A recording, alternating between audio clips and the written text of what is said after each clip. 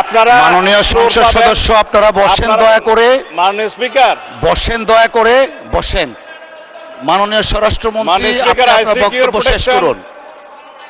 আমি আপনার প্রোটেকশন চাচ্ছি। আপনি বিরোধী দলীয় সদস্যদেরকে ফ্লোর দিবেন, অসুবিধা নাই, কিন্তু লেট মি স্পিক। আমরা যেন আগের কালচারে ফেরত না যাই। আপনি যদি আমাকে সময় না দেন তাহলে আমি বসে যাব। মাননীয় স্পিকার, আপনাকে ধন্যবাদ। এটা এখন কানে লাগিয়ে বলবো কিনা বুঝতেছি না, বোঝা যায় কিছু না। আমাদের মাননীয় আইনমন্ত্রী অত্যন্ত সহৃদয় ব্যক্তি, তা আমাকে বেশি বলে সবাই সমালোচনা করি। তিনি এক কথায় সব রাজি হয়ে গেছেন, আলোচনা নির্ধারণ করেন, সময় নির্ধারণ করেন, হবস লবস রসুর বই বাইর করেন, সংবিধান, জুলাই জাতীয় সনদ এবং সংস্কার বাস্তবায়ন আদেশ সব কিছু দেন, তারপরে ডিবেট হবে, আলোচনা হবে, কি কি ভায়োলেট হয়েছে না হয়েছে। কিন্তু আমি একটু বিধি মানালো, আমি একটু বিধি অনুসারে কথা বলি। মাননীয় স্পিকার, আমার পয়েন্ট অফ অর্ডার হচ্ছে, প্রথমে মাননীয় স্পিকারকে অনুরোধ করেছিলাম সেদিন, যেদিন মাননীয় বিরোধী দলীয় নেতা এই একই বিষয়টা উত্থাপন করেছিলেন, যে ওনাকে নোটিশ দিতে বলেন। এটা নোটিশের প্রয়োজন আছে, অত্যন্ত গুরুত্বপূর্ণ বিষয়। সেই বিষয়ে আপনি সংসদে আলোচনা করে ফয়সালা দিবেন। বিধান হচ্ছে গুরুত্বপূর্ণ বিষয়ে মুলতবি প্রস্তাব। Rule 62, rules of procedure, notice উনি দিয়েছেন। নোটিশের একটা কপি সৌভাগ্যক্রমে আমি পেয়েছি এখানে টেবিলে। মুলতবি প্রস্তাবের বিষয় লিখছে সাম্প্রতিক ও জরুরি জনগুরুত্বপূর্ণ একটি সুনির্দিষ্ট বিষয় সম্পর্কে আলোচনা করার জন্য এই সংসদের কাজ এখন মুলতবি করা হোক। নোটিশ তো দিতে পারবেন আপনি জরুরি গুরুত্বপূর্ণ বিষয়ে, জরুরি জনগুরুত্বপূর্ণ বিষয়ে নোটিশ দিতে গেলে তো আপনাকে অন্য বিষয়ে যেতে হবে, আর বিধি 68-এ যেতে হবে। This is my point of order. এবং সেখানে আপনি সময় পাবেন আধা ঘন্টা আলোচনার। এখন যদি আপনি সংশোধন করতে চান, সংশোধন করতে পারেন। মানে বিরোধী দলীয় নেতাকে সংশোধিত নোটিশ আবার দিতেও বলতে পারেন, আপনার রাইট আছে। You are milord of the house, অভিভাবক, ইউ ক্যান ইন্টারপ্রিট। এই পার্লামেন্টে আপনি সব কিছু সংশোধন করতে পারবেন। সেই হিসাবে যদি আপনি এখতিয়ার প্রকাশ করেন, প্রয়োগ করেন, তাহলে উনি আবার নোটিশ প্রদান করতেও পারে, অথবা আপনি সংশোধিত আকারে নিতে পারেন। এখানে পার্লামেন্টের অনেক অফিসার্স আছেন, লেজিসলেটিভ উইংয়ের আছেন, আপনারা হয়তো এটা দৃষ্টি আকর্ষণ করতে পারতেন।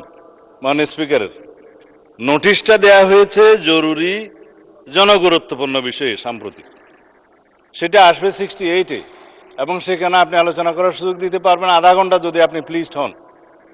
আর এখানে 62-তে যদি আপনি নোটিশটা অ্যাকসেপ্ট করেন, তাহলে আপনি সময় দিতে পারবেন 2 ঘন্টা এবং 3 দিনের মধ্যে।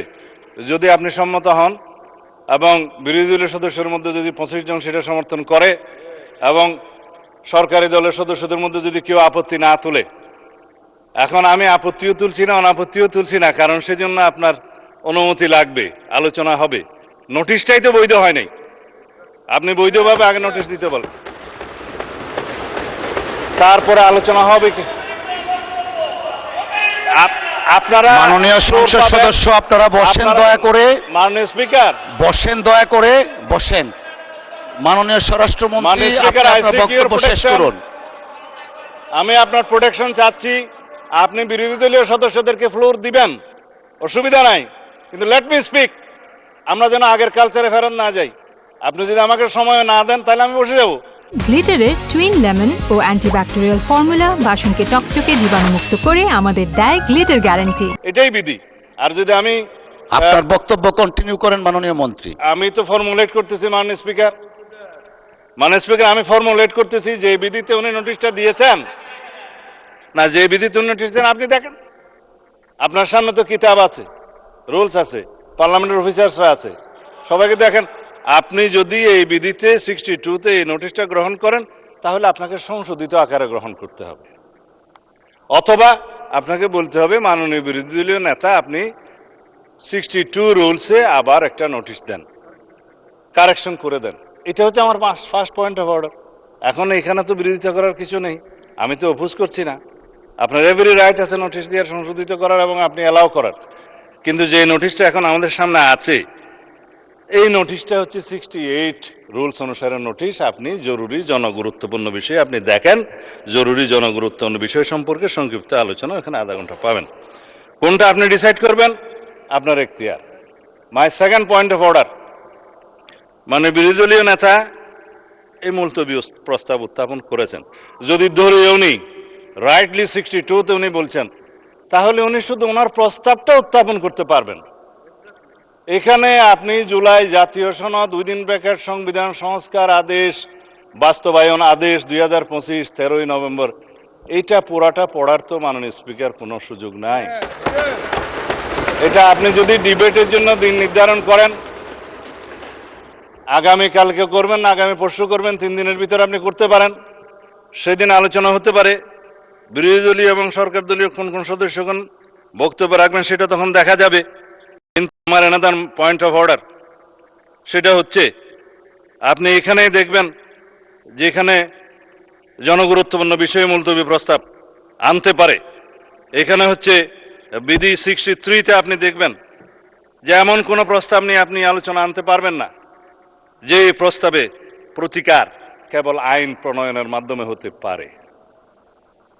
এখানে এটার প্রতিকার তো সংবিধান সংশোধন এবং আইন প্রণয়নের মাধ্যমেই হবে। It is not simple debate on the recent issues outside the house or published in any paper. যে সমস্ত বিষয়ে আলোচনা হয়, সাধারণত দ্রব্যমূল্য বৃদ্ধি হয়েছে, আইন শৃঙ্খলা অবনতি হয়েছে, এই সমস্ত বিষয়ে কোনো ঘটনা নিয়ে মুলতবি প্রস্তাব সাধারণত হয়। It is the tradition of the parliament. হয় কি হয় না সেটা পরে, কিন্তু উত্থাপিত হয়। আমার জীবনে খুব কম দেখেছি আমি মুলতবি প্রস্তাব অ্যাকসেপ্ট হয়েছে বা উত্থাপিত হয়েছে বা আলোচিত হয়েছে বা বুটে গৃহীত হয়েছে। কিন্তু এটা তো আইন প্রণয়নের সাথে জড়িত। আপনি বিধি 63-তে দেখেন যে বিধিটা 63-তে বলা আছে যে বিষয়গুলো আইন প্রণয়নের মাধ্যমেই সমাধান হতে পারে, সেই সমস্ত কোনো বিষয় জরুরি গুরুত্বপূর্ণ বিষয় হিসাবে মুলতবি প্রস্তাবের জন্য আসতে পারে না। এখানে আমার ফেয়ার প্রপোজাল আছে। This is my third point of order. Fourth point of order, আমার প্রপোজাল আছে। আমরা সংবিধান সংশোধন করতে চাই, আমার বিরোধী দলীয় সদস্য কেউ কেউ সংস্কার করতে চান। পার্লামেন্টের ল্যাঙ্গুয়েজ হচ্ছে কনস্টিটিউশন হয় প্রণীত হবে, অথবা রহিত হবে, অথবা স্থগিত হবে, অথবা সংশোধিত হবে। আমরা এখানে সোভারেন পার্লামেন্টে এখতিয়ার নিয়ে এসেছি, সোভারেন জনগণের। আমরা এনাক্টমেন্ট করতে পারবো, আইন প্রণয়ন করতে পারবো, এবং সংবিধানও একটি আইনের মাধ্যমে, বিলের মাধ্যমে এসে সংবিধান সংশোধন হবে। সুতরাং